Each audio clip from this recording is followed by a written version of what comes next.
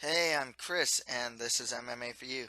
I'm going to be doing my predictions for UFC Fight Night 94, Johnson versus Poirier, which happens on September 17th on FS1.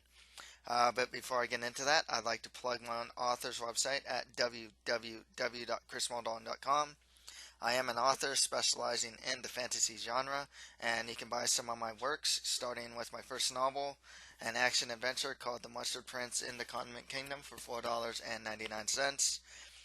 On my website at www.chrismaldon.com on PDF format, or if you have like a Kindle or some sort of e-reader, you can buy it from Amazon.com for $4.99.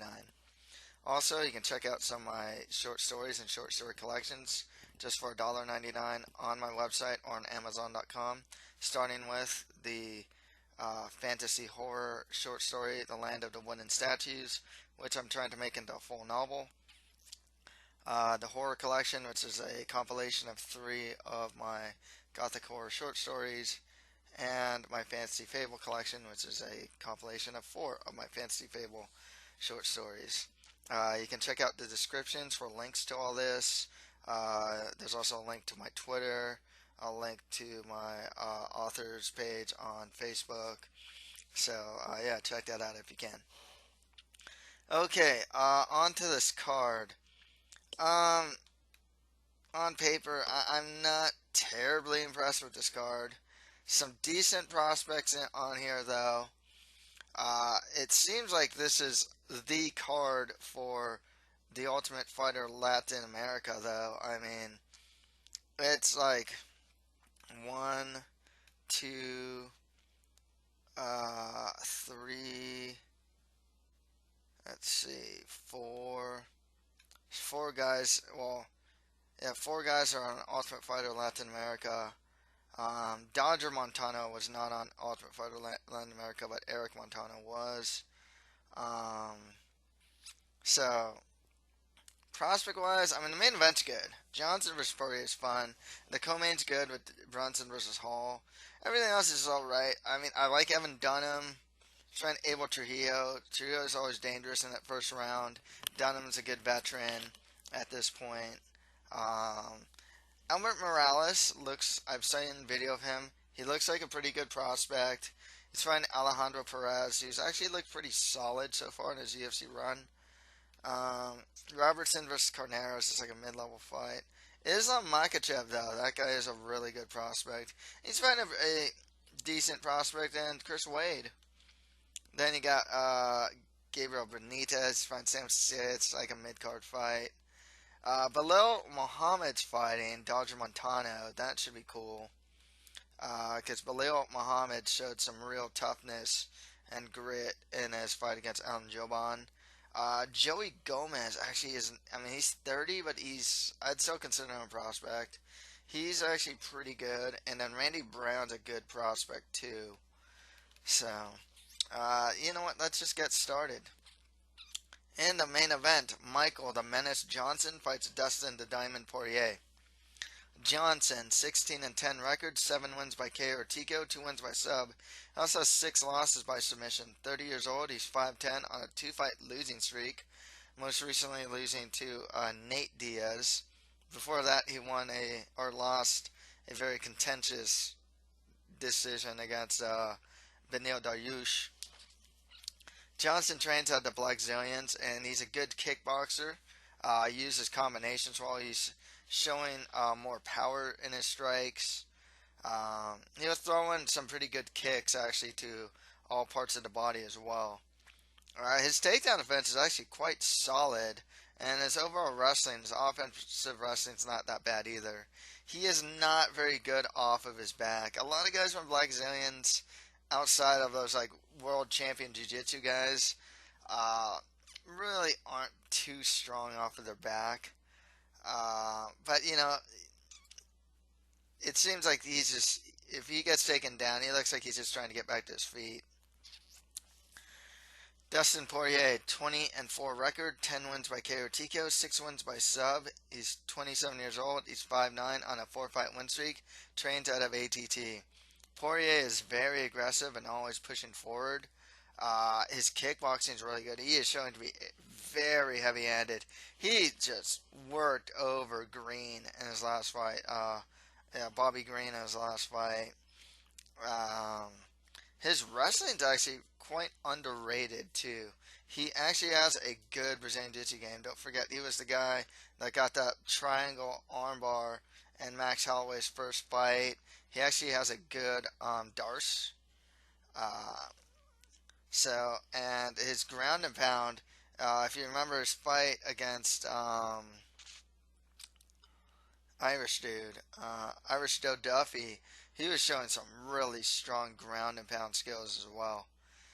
Uh, this one's tough to call because standing, like, I favor Poirier. I favor Poirier a bit standing, but like Johnson is pretty good standing as well. Uh, I know like Joe Rogan made it seem like Nate Diaz was just utterly dominating Michael Johnson, but if you ever actually watched the fight without the commentary, I mean Michael Johnson was actually doing pretty well against Nate Diaz. I mean he wasn't winning, but he wasn't getting just utterly dominated or anything like that. Poirier is just at 155. He's just been looking real good. He's looking fast. He's looking heavy-handed. Uh, Defensively, he can probably still use some work. He's never had the best defense, and that's always his problem. But otherwise, and I like what I see from him. Johnson, like I said, not a bad boxer himself. I think Poirier is going to be a lot better on the ground. Uh, So, tough one to call, actually, because I can see this fight standing, and for the most part, both of these guys, that's their strength, is in the stand-up. Um, Ultimately, though, I like Dustin Poirier. His accuracy is really good. Michael Johnson has the weirdest right hand. It almost looks like a slapping right hand, but he's actually knocked some dudes out with it. Poirier is pretty crisp with the strikes.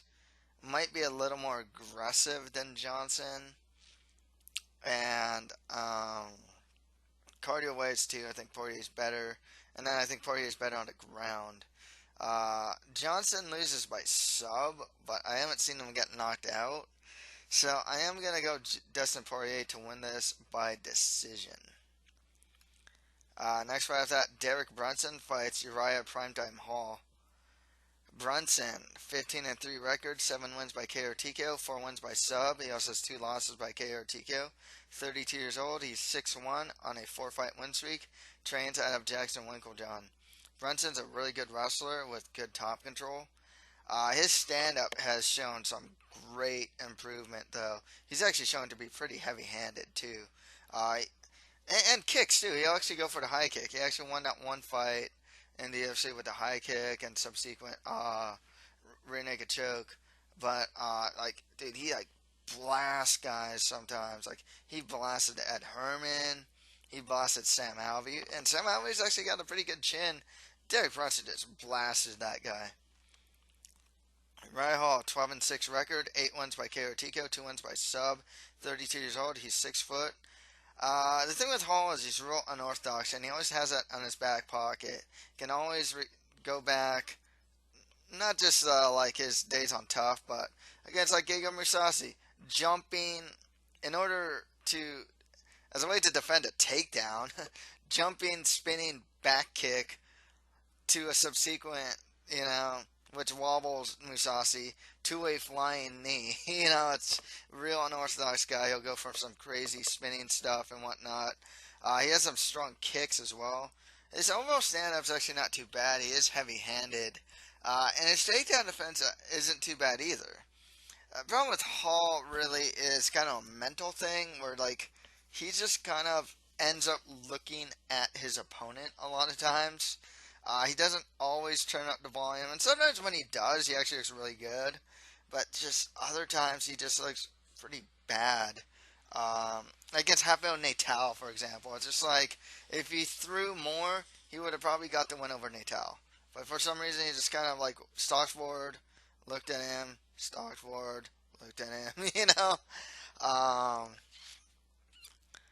So that makes this is tough because Hall, like I said though, he always has in his back pocket something kind of crazy. He's a heavy-handed guy, and he hits real hard, and then he'll throw some weird unorthodox strike. Um, I think on the technical level though, Brunson's pretty good here. Gonna be the better, like the more technical guy. At least a better technical wrestler. Standing, like I said, Hall's more dynamic. But he's a good striker, but Brunson's getting better as a striker and more comfortable as a striker. I'll say this too. Hall generally doesn't lose because he's getting out wrestled. So I'm actually kind of curious if Brunson can get Hall to the ground and keep him to the ground or not. And if it comes down to standing, if Brunson can really get anything going there. Uh, like I said, I like Derek Brunson. I think he's an up and comer. I think he's got he might actually be a title contender. He's got a good wrestler. His stand-up's improving. He's a good athlete. Showing heavy-handedness. He's becoming a way more potent finisher. I mean, he was not much a finisher in like his Strikeforce days. I don't recall. And when he first got into the UFC and was just like laying preying on like Chris Lieben, he didn't seem like much of a finisher. Now he's quite a potent finisher actually. So with that said, I'm going to Derek Brunson to win this one to outpoint Uriah Hall. I think he can get a little more volume, mix in some takedowns in there. He's just got to watch out for the crazy stuff that Uriah Hall will throw. But yeah, I'll go Derek Brunson by decision. So right after that, Evan Dunham fights Abel Killa Trujillo. Trujillo, 15-6 record with 1 no contest. 5 wins by KO TKO, 4 wins by sub. He also has 3 losses by submission. 32 years old, he's 5'8", on a 3-fight win streak, training out of Black Zillions. Trujillo's stand-up actually isn't too bad. If he can really get inside and just start throwing, he's real heavy-handed. Actually has some pretty good knees, too. His wrestling actually isn't too bad. Doesn't use it too much, but it's not too bad. His problem is his cardio sucks, and it affects like the volume of strikes and offense, and his offensive output. And the guy just fades after the first round. He can look like $1,000,000 and just fades. I mean, bad. But you gotta watch out for this guy in the first round. Evan Dunham, 17-6 record, 3 wins by KO TKO, 6 wins by sub. That's his 2 losses by KO TKO. 34 years old. He's 5'10" on a 3-fight win streak. Training out of Extreme Couture. Evan Dunham these days is a true veteran. I mean, he has veteran savvy, and when he fights, if he watches fight against like Pearson, it's like, oh, there's a hole in his takedown defense. I can take him down all day, grind him out, and get the win. Okay, that's what he did. Didn't have too many prolonged standing exchanges. Oh, against Joe Lozon. Oh, wait. It's the opposite. My stand-up's doing real good. If I combination box with Lozon and not go to the ground with this guy, I can beat this guy. And that's what he does. He's a true veteran, and he has true veteran savvy at this point. He's, he knows what to do and when to do it, and has the skill to do it at times. Like Evan Dunham, good wrestler, solid wrestler, just well-rounded guy. He has some really strong Brazilian Jiu-Jitsu skills, and his boxing's actually really improved. He used to have like some terrible defense. He's getting better defensively, and offensively he throws a good amount of volume. So with that said, I'm going to go Evan Dunham to win this one. I'm even going to go by sub. I think Evan Dunham just has to watch out for that first round. If he can get past that first round, I think Evan Dunham can probably get the better of Trujillo in the rounds like 2 and 3 especially. If Dunham can take him down, and in the later rounds, I think he can. And it would not surprise me if Evan Dunham tries to take him down early. I think Evan Dunham's much better on the ground. He might be able to pass the dominant positions quite consistently. Dunham's actually a pretty good back taker too. So, yeah, I'll go Evan Dunham to win by submission. Next fight, that Albert the Warrior Morales fights Alejandro El Diablito Perez. Perez, 17-6 record, 8 wins by KO TKO, 5 wins by sub. He also has 3 losses by sub. 26 years old. He's 5'6" on a 2-fight win streak, beating Ian Entwistle and Jorgensen. Scott Jorgensen. Uh, he is an Ultimate Fighter winner. What the thing with Perez is he's good, but not like great at any one aspect of MMA. I actually rewatched his fight against Jorgensen. Like his stand-up, like it's average. Like he's throwing a good leg kick, but like he wasn't throwing too much. And actually, there were times where Jorgensen was actually like hitting him quite clean. Perez's grappling's pretty good. I mean, he did get taken down by Jorgensen, but he managed to get back to his feet a good amount of times. But and then Patrick Williams like blasted him and like guillotined him in like a second, right? If I'm not mistaken. Albert Morales, 6-0 undefeated record, 2 wins by KO TKO, 3 wins by sub, 25 years old, he's 5'9". So I watched 2 of his fights actually. I watched his fight against Mario Israel and jeez, I forgot the guy's name. Found another guy too, like 3 fights ago. I like his boxing. He actually he's tall, he's 5'9", and that's something to consider that because Perez is 5'6". Morales uses straight punches, and I like that. He actually boxes pretty well, and he's shown to be relatively heavy-handed. His Brazilian jiu-jitsu skills are actually not too bad too. One of the fights I saw, he's actually beat up his opponent, got a dominant position, got the back, but got rolled to his back, but worked a really slick triangle. So he has some good Brazilian jiu-jitsu skills as well. This one's tough for me to call simply because I have been greatly underestimating Alejandro Perez since the start of his UFC career. I'm going to be honest. I am not good at picking an Alejandro Perez fight. I'm just not. I think I picked him to beat Patrick Williams. I may have picked Patrick Williams to beat him. I'm not too sure. No, I think I picked Perez, and then I picked him to lose to Jorgensen and Entwistle and Jose Quinonez, and then he beat those guys. But like that's a problem in itself too because it's really deceptive. He's 3-1 in the UFC, but it's like Quinonez isn't that great, and Scott Jorgensen he's just older. He gets injured, so he lost by leg injury. And then Ian Entwistle, this happened to him in his first fight against like Daniel Hooker.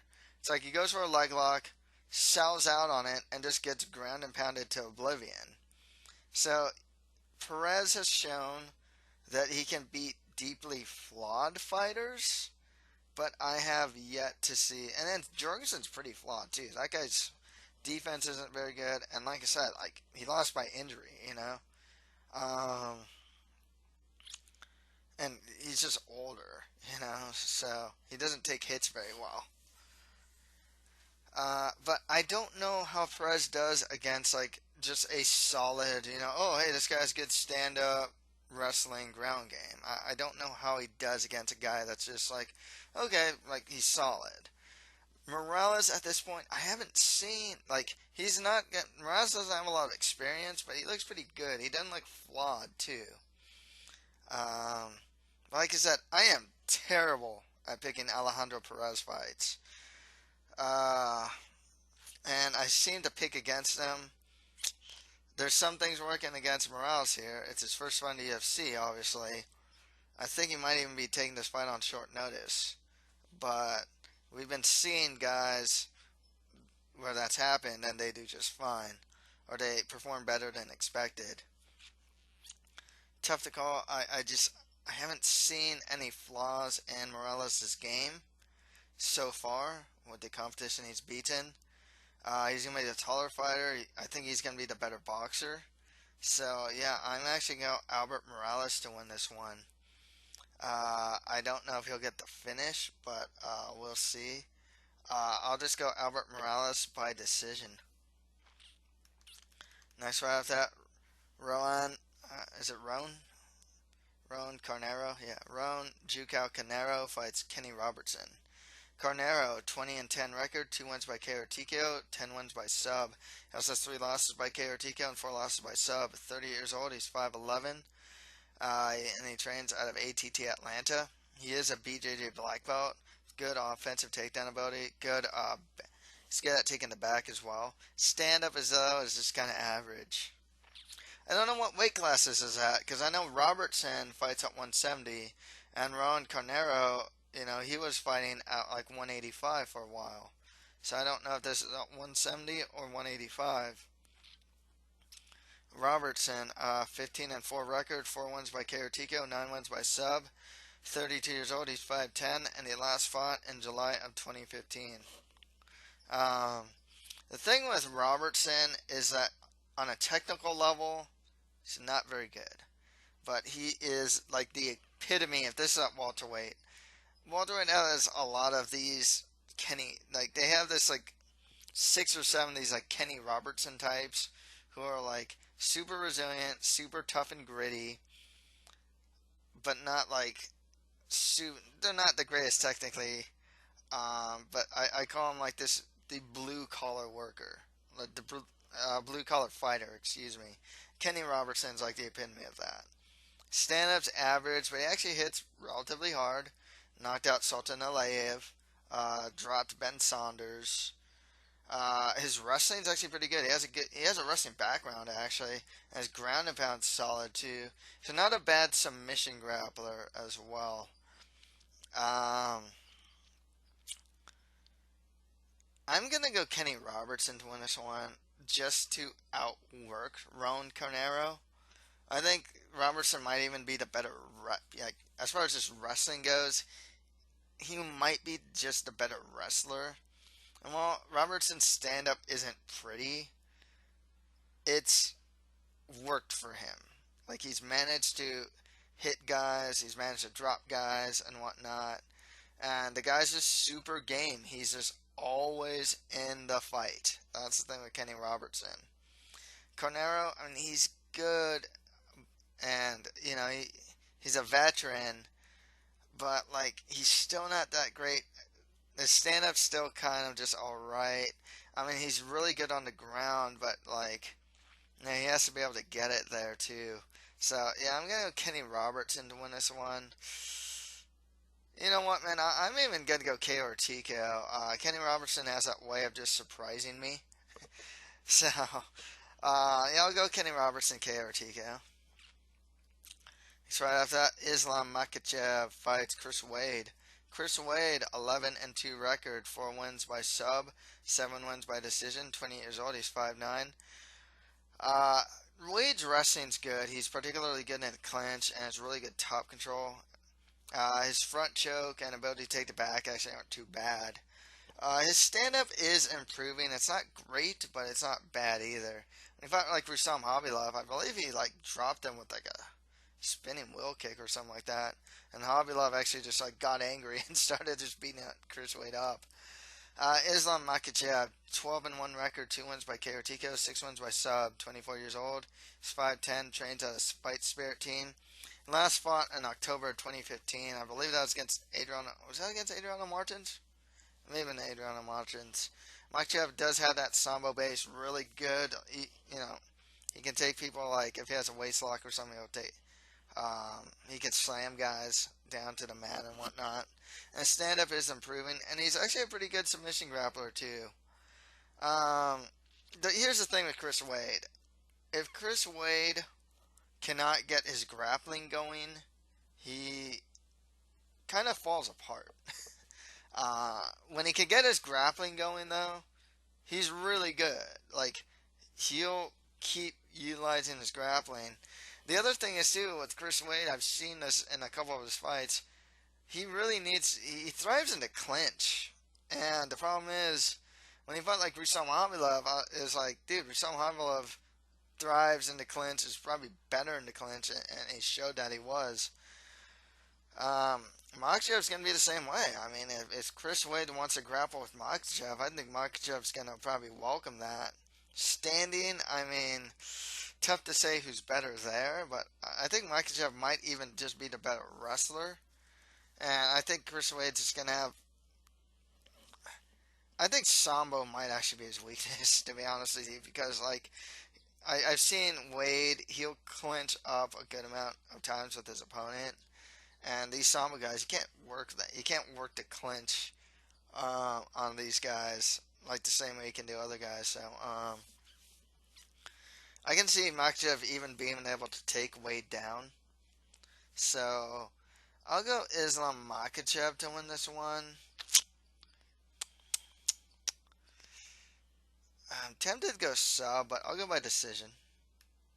Okay, on to prelims. You know what's weird about the prelims is that the UFC website is only showing 3 prelim, like for the FS1 prelims. They're only showing 3 fights for these FS1 prelims. I don't know what's going on with that. So there's a good chance that there might have another fight added to this card or something. We got Gabriel Mowgli Benitez fighting Sam Sicilia. Benitez, 18-5 record, 6 wins by KO TKO, 9 wins by sub. Has 2 losses by submission. 28 years old, he's 5'8". Everything about Benitez is pretty average. Like his stand-up's average. I believe the last time out though, he just got like blasted by Andre Fili. You know, his stand-up's all right. Defensively, probably needs some work. His grappling also just kind of average. It's not great, but he's not like bad on the ground. Sam Cecilia, 15-6 record, 8 wins by KO TKO, 4 wins by sub. He also has 2 losses by KO TKO, 3 losses by sub. 30 years old, he's 5'8", training out of Six Jiu-Jitsu. Sam Cecilia is mainly he's not a range striker, he's kind of a pocket brawler. But he is pretty heavy-handed. He's really good in the clinch. If he can get inside and throw, that's really where like he's probably best at standing. His overall grappling game is improving though. There was that one fight where he kept going for guillotines, but you know he's shown some level of grappling. And his stand-up defense is pretty bad, though. That's one of the biggest problems with Sicilia. He doesn't have a good mind for defense.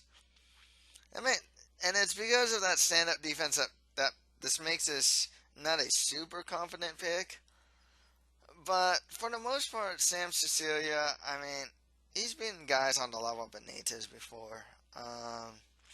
I'll go with Sam Cecilia to win this one. I'll even go by KO or TKO. I think he can tag Benitez.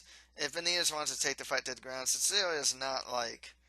His takedown defense is good enough. And like I said, his overall grappling game is improving. So, yeah, I'll argue that Cecilia is probably the heavier-handed of the two. So, yeah, Sam Cecilia by KO or TKO. Next fight after that, Augusto Dodger Montano fights Remember the Name, Belal Muhammad. Montano, 15-2 record, 2 wins by KO TKO, 5 wins by sub. He's 31 years old, he's 6'1", and he is a finisher. Last fought in June of 2015. Everything about him is kind of average, though. Like, he actually has a pretty good clinch and clinch knees. But his stand-ups overall is pretty average. He got, like, grinded on by, like, Carl Pendred. His grappling is just kind of average, too. Belal Muhammad, 9-1 record, 3 wins by KO TKO, 6 wins by decision, 28 years old, he's 5'10". The thing with Belal Muhammad is he's a good boxer. I think the biggest problem with Muhammad, though, is that, like... No, he does go for the body, my bad. But one of his biggest problems is that he's primarily just a boxer. Like, he primarily just uses hands, and that's pretty much it. But it's worked for him so far, and he even did pretty well against Alan Joban. He is actually pretty high volume, too. He does strike in combinations, will aim for the body. His grappling, though, it's just kind of average. With that said, I like Belal Muhammad here. I think he can do... I think he can touch up Montano a good amount of times. You know, the thing with Alan Jobon too is that dude's like really dynamic. I mean, he's just and really what beat like Belal Muhammad was the dynamic. Just how dynamic like Alan Jobon is. He'd just throw like head, like a head kick or like something like kind of quickly, kind of out of nowhere sometimes, and really, really wobble a Muhammad. Montano doesn't really have that type of game. So with that said, I am gonna go Belal Muhammad to win this one. I think he's the better boxer. I don't think I have to worry too much about going to the ground in this fight. I'll go Belal Muhammad to win. I'll just go by decision at this point. So after that, Joey the KO King Gomez fights Jose Alteco Quinonez. Quinonez 4-2 record, 2 wins by KO TKO, 1 win by sub. 26 years old. He's 5'8" and last fought in June of 2015. He fought Leonardo Morales, if I'm not mistaken. Because I totally forgot what this guy had in his skill set. I probably should have rewatched the Alejandro Perez fight too, but I didn't. Rewatched the Leonardo Morales fight. With Quinonez, his stand-up's pretty reckless. I mean, like, he doesn't always have his feet under him when he's throwing strikes. His defense isn't the greatest. His grappling, though, and in his last fight, he was, like, going for takedown. Like, he went for a takedown, took the back, and choked out Morales. But, Morales, he's still, like, really new to the game. And, I'd say that Quinonez's, like, grappling is pretty average at this point, Probably beat regional guys with it, but I don't know about the higher level, in the UFC level. Joey Gomez, 6-1 record with all 6 wins by first round KO or TKO, and his 1 loss is by TKO from Rob Font. Gomez is 30 years old. He's 5'8", trains out of Team Quest. He is a finisher. He's never been past the second round. That's actually a red flag for me, but he's fighting a guy with similar experience who is still also just learning the game. Gomez is very aggressive. His boxing's good, and he's real heavy-handed. I remember seeing some of his, I remember being impressed with some of his regional fights. I didn't think he'd beat Rob Font, and Rob Font obviously beat him. But he looked pretty good. Like, he looks like a guy that really wants to hurt his opponent. That was the thing I got from Joey Gomez. And with that said, I am going to go Joey Gomez to win this by KO or TKO. I like his boxing. Quinonez, in my opinion, isn't Rob Font. Rob Font's like pretty tactical. Has a mind for defense.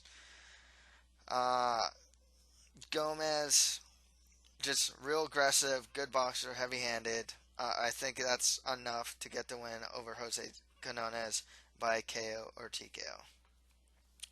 Okay, on to prelims. On the Fight Pass prelims, Randy Rude Boy Brown fights Erick Perry Montano. Montano, 7-3 record, 2 wins by KO or TKO, 4 wins by sub. He also has 3 losses by submission. 30 years old. He's 6 foot on a 3-fight win streak and an Ultimate Fighter winner. Man, that fight he won against Enrique Marin. I mean, he didn't look very good. Everything about him looked terribly average. And I think that's a lot of problems. The problem with a lot of these guys is that they just kind of look terribly average. Like, his stand-up looked alright. His cardio didn't even look that good. And his overall grappling game was just, like, alright, Randy Brown, 7-1 record, 4 wins by KO TKO, 2 wins by sub. 26 years old. He's 6'2". Pretty tall for the weight class. His stand-up's good. And his clinch striking is also pretty good. He actually has a pretty good front choke. But he's, as shown against Michael Graves, he's still not that good off his back. And his takedown defense, I think his takedown defense against the cage is probably better than his takedown defense in open space.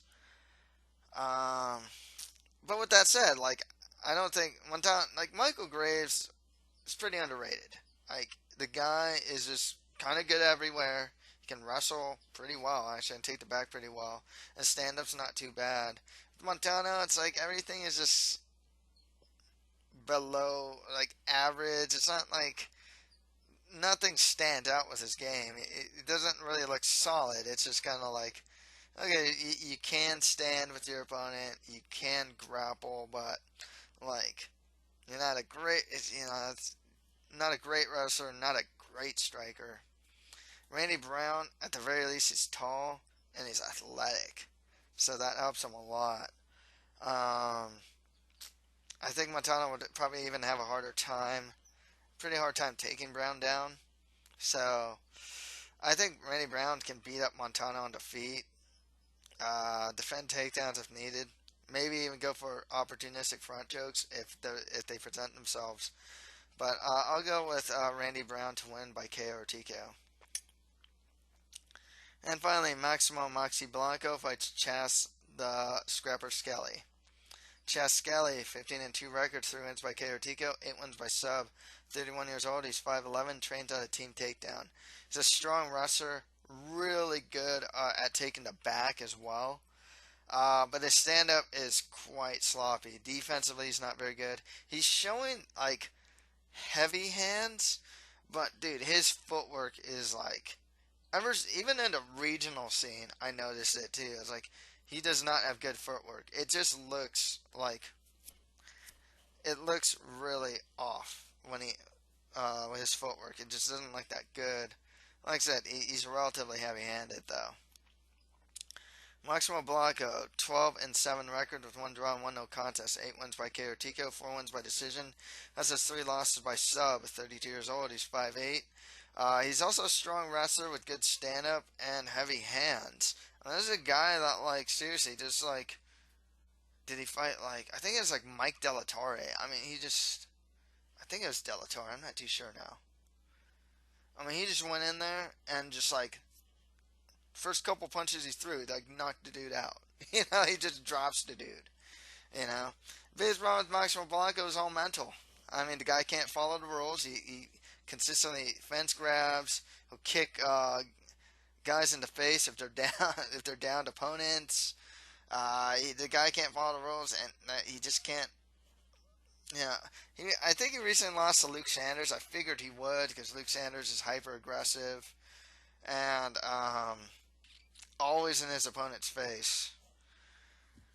And Blanco, like I said, like I say this with him all the time, like if you can put it together, this guy could potentially be a top 10 guy.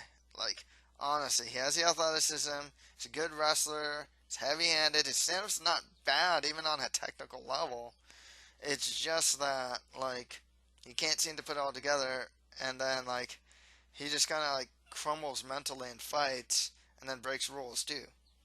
Chas Skelly, I gotta know what he's gonna, if you can, I can see him get the fight to the ground.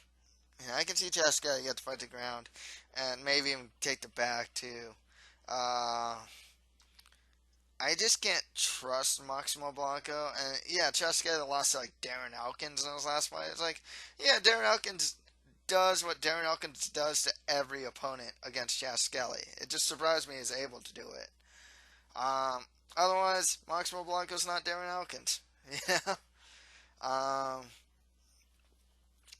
at least with Chas, he is a good wrestler, hits pretty hard. I'm going to go with Chas Skelly to actually be able to take the fight to the ground and maybe even take the back. And if he can take the back, he's shown in that one fight against Edamilson Souza, he has such a good squeeze that, like, doesn't even need to have the arm underneath the chin to force the tap from a rear naked choke. So I'm going to Chas Skelly to win this by submission. Okay, to recap, I have Dustin Poirier beating Michael Johnson by decision. Derek Brunson over Uriah Hall by decision. Evan Dunham beating Abel Trujillo by submission. Albert Morales beating Alejandro Perez by decision. Kenny Robertson over Roan Carneiro. I think I actually called KO or TKO. And Islam Makhachev beating Chris Wade. I think I said decision. I method of victory. I just kind of pick like on the spot, kind of. Islam Makhachev by decision. Count efforts won prelims. I have Sam Sicilia over Gabriel Benitez by KO TKO. Belal Muhammad over Augusto Montano by, is it KO TKO? It's either decision or KO or TKO. I think it's decision. Joey Gomez beating Jose Quinonez by KO or TKO. And then with Randy Brown versus Erick, Montano, I have Randy Brown by KO or TKO if I'm not mistaken. And Skelly beating Maximo Blanco by submission. So that's it for my predictions for UFC Fight Night 94, Johnson versus Poirier. If you have any comments, just leave them below. And please check out my website at www.chrismoldon.com. Check out some of my works, starting with my first novel, The Mustard Prince in the Condiment Kingdom, for $4.99 on my website on Amazon.com. You can also get some of my short stories or short story collections for $1.99, starting with The Land of the Wooden Statues, and there's the Horror Collection, and the Fantasy Fable Collection. So, that's pretty much it for MMA for You. Thank you guys very much.